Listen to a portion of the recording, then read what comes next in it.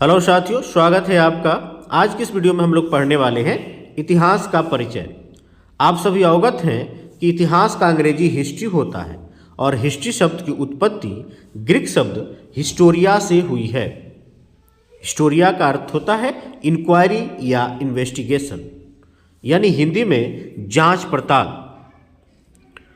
मध्य अंग्रेजी में हिस्ट्री का अर्थ स्टोरी या टेल हो गया, कहानी या कथा।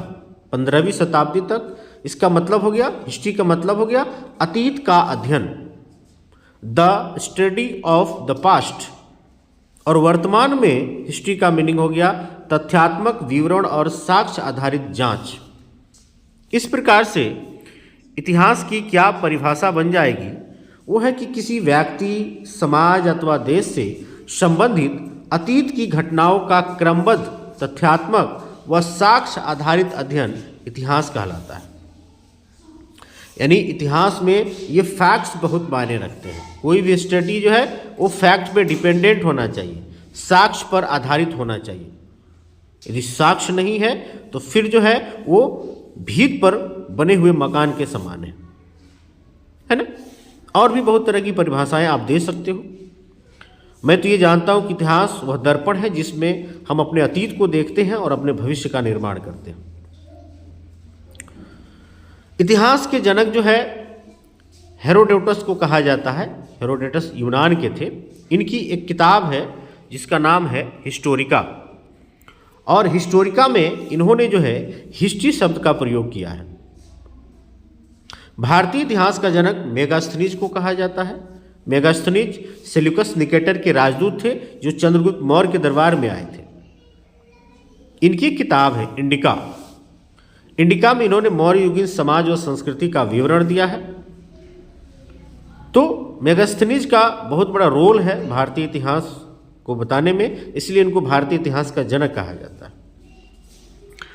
आधुनिक इतिहास का जनक जो है बिशप विलियम स्टब्स को कहा जाता है। बिशप जो है पादरी के ऊपर का पोस्ट है, चीफ होते हैं पादरी के। तो विलियम स्टब्स को जो है फादर ऑफ मॉडर्न हिस्ट्री के नाम से जाना जाता है। आधुनिक इतिहास का जनक इनको कहा जाता है। इतिहास को 3 भागों में बांटा गया है। एक है प्रागैतिहासिक काल, प्री हिस्टोरिक पीरियड। दूसरा है आदि ऐतिहासिक काल, प्रोटो हिस्टोरिक पीरियड। और तीसरा है ऐतिहासिक काल, हिस्टोरिक पीरियड।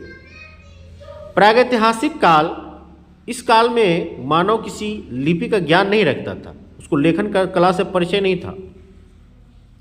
जैसे पाषाण काल है या ताम्रपाषाण काल है ना। और आदि ऐतिहासिक काल में हम जानेंगे कि मानव को लिपि का ज्ञान तो था, लेकिन उस लिपि को हम अभी तक पढ़ नहीं पाए हैं। जैसे सिंधु घाटी सभ्यता की जो लिपि थी, चित्रात्मक लिपि, भाव चित्रात्मक लिपि, तो उनको, सिंधु घाटी के लोगों को लिपि का ज्ञान तो था, लेकिन हम उस लिपि को अभी पढ़ नहीं पाए। इसलिए वहाँ की पूरा वस्तुओं को देखकर, जो अवशेष हैं उनको देखकर जो है हम उस सभ्यता के उन्नति का हम पता लगा पाते हैं, लेकिन उन्होंने क्या लिखा इसका स्टडी नहीं हो पाता है। और ऐतिहासिक काल, हिस्टोरिक पीरियड, इस काल में मानव को लिपि का ज्ञान भी था और उस लिपि को हम पढ़ भी सकते हैं। भारतीय इतिहास को अध्ययन की सुविधा के लिए जो है 3 भागों में बांटा गया है। प्राचीन भारत, मध्यकालीन भारत, 3 भाग में बांट के हम लोग पढ़ते हैं, और आधुनिक भारत। तो इसमें प्राचीन भारत के अंतर्गत हम सिंधु घाटी सभ्यता के बारे में भी पढ़ते हैं। उसके बाद से है कि प्राचीन भारतीय इतिहास के अध्ययन के स्रोत कौन कौन से हैं, किन सोर्स के मदद से हम लोग प्राचीन भारतीय इतिहास को बखूबी समझ सकते हैं। तो मुख्य रूप से स्रोतों को 2 भागों में बांटा गया, पुरातात्विक स्रोत और साहित्यिक स्रोत। खुदाई के दौरान, उत्खनन के द्वारा जो चीज़ें मिलती हैं वो पुरातात्विक साक्ष्य हो जाएंगी, जिसमें अभिलेख आ जाएगा, सिक्का, मूर्ति, मुहर, पेंटिंग्स। और साहित्यिक स्रोत के अंतर्गत 2 भाग आ जाएंगे। एक तो भारतीय साहित्य मिलेंगे आपको, और बहुत सारे विदेशी भी हमारे देश में आए हैं, तो विदेशी साहित्य, विदेशी यात्रियों के विवरण मिल जाएंगे। जैसे मैंने बोला कि मेगास्थनीज का बहुत बड़ा रोल है भारतीय इतिहास को बताने में। तो बहुत सारे विदेशी का वर्णन मिलता है, जैसे आप देख सकते हैं यूनान और रोम को लेखक जैसे मेगास्थनीज है, टॉलमी है, हेरोडोटस है, निराकस है। चीनी लेखक फाहियान, वेनसांग, इत्सिंग आदि। अरबी लेखक अल सुलेमान है, अल मसूदी हैं, इब्न बतूता है। इन सभी लोगों ने भारत के बारे में अपनी यात्रा वृत्तांत को लिखा है, बहुत सारी किताबों को लिखा है। तो उनको भी पढ़कर जो है भारतीय इतिहास की जानकारी हमें मिलती है। अब भारतीय साहित्य कौन कौन से हैं? तो भारतीय साहित्य पे हम लोग नज़र दौड़ाएंगे तो भारतीय साहित्य को 3 भागों में बांट दिया गया। एक तो धार्मिक साहित्य मिल जाएंगे, धर्मनिरपेक्ष साहित्य मिल जाएंगे और संगम साहित्य मिल जाएंगे। तो संगम साहित्य में जैसे तिरुकुलम है, कुरुल है, कुरल है, या शिल्पाधिकारम है, या मणिमेखले है, या जीवक चिंतामणि है, संगम साहित्य है। धर्मनिरपेक्ष साहित्यों में जैसे कौटिल्य ने अर्थशास्त्र को लिखा, चंद्रगुप्त मौर्य के दरबार में रहते थे। कल्हड़ की जो राजतरंगिणी है, पाणिनि का अध्याय है, या जो विशाखा दत्त का मुद्रा राक्षस है, कालिदास का जो अभिज्ञान शकुंतलम है। और धार्मिक साहित्यों की यदि बात की जाए तो धार्मिक साहित्यों को भी 3 भागों में बांट दिए हैं। एक तो ब्राह्मण साहित्य आ जाएंगे, बौद्ध साहित्य और जैन साहित्य। तो बौद्ध साहित्य में जो 3 पिटक हैं, सुत्त पिटक, विनय पिटक, अभिधम पिटक, मिलिंद पनो है, बुद्ध चरित्र है, दिव्यवदान है। जैन साहित्य में जो है परिशिष्ट पर्वन है, भद्रबाहु चरित्र है, भगवती सूत्र है, कल्प सूत्र है, बहुत सारी चीज़ें पढ़ेंगे उसमें भी।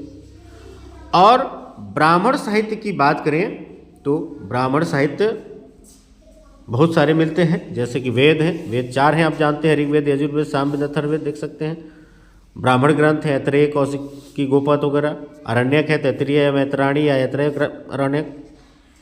उपनिषद है छंदोग, कठ, बृहद अरण्यक। वेदांग है शिक्षा, कल्प, व्याकरण, निरुक्त, ज्योतिष, छंद, ये सब जो वेदांग है, 6 वेदांग हैं। उपवेद है आयुर्वेद, धनुर्वेद, गंधर्ववेद, शिल्पवेद आदि। षड दर्शन है सांख्य, योग, न्याय, ये सब षड दर्शन मिलेगा। महाकाव्य जैसे रामायण और महाभारत है। फिर पुराण है विष्णु पुराण, भागवत पुराण, 18 पुराण है, आप जानते हैं, शिव पुराण, गरुड़ पुराण वगैरह, वायु पुराण, बहुत सारा मिलेगा। और स्मृति है जैसे मनुस्मृति, नारद स्मृति, याज्ञवल्क्य स्मृति। तो ये तमाम तरह के स्रोतों से हमें भारतीय इतिहास की जानकारी मिलती है। लेकिन सबसे सॉलिड स्रोत क्या होगा, सबसे प्रमाणिक स्रोत किसको माना जाएगा? तो जो पूरा वस्तुएं हैं ये जो बोलेंगी, यदि मान लीजिए किसी ने मनगढ़ंत कोई बात अपने मन से लिख दिया है तो उस पर भरोसा नहीं होगा। यदि पूरा वस्तु या पुरातत्व साक्ष्य मिल जाता है तो ज़्यादा प्रमाणिक माना जाएगा। यानी प्रत्यक्षम किम प्रमाणम की जो बात है वो हो जाएगा कि भाई जब सामने दिख रहा है कि इस तरह का धरोहर है भारत का। जैसे आप जब वैदिक साहित्य पढ़ेंगे तो उसमें मिलेगा भाई कि भारत की जो सभ्यता संस्कृति थी वो ग्रामीण सभ्यता थी और उसको अति प्राचीन कहा जाता है। लेकिन जैसे ही सिंधु घाटी सभ्यता की खोज हुई, पुरावशेष मिले, तो पता चला कि अरे भाई यहाँ तो 5000 साल पहले नगर थे, विकसित उन्नत थी। तो फिर वहाँ पे डिस्कशन कन्फ्यूजन शुरू हो गया। तो पुरातात्विक जो साक्ष्य हैं वही सबसे प्रमाणित माने जाते हैं। ठीक है, तो इस प्रकार से ये वीडियो कंप्लीट हुआ। इस सब का जो है स्क्रीनशॉट आप ले लेंगे। Thank you for watching.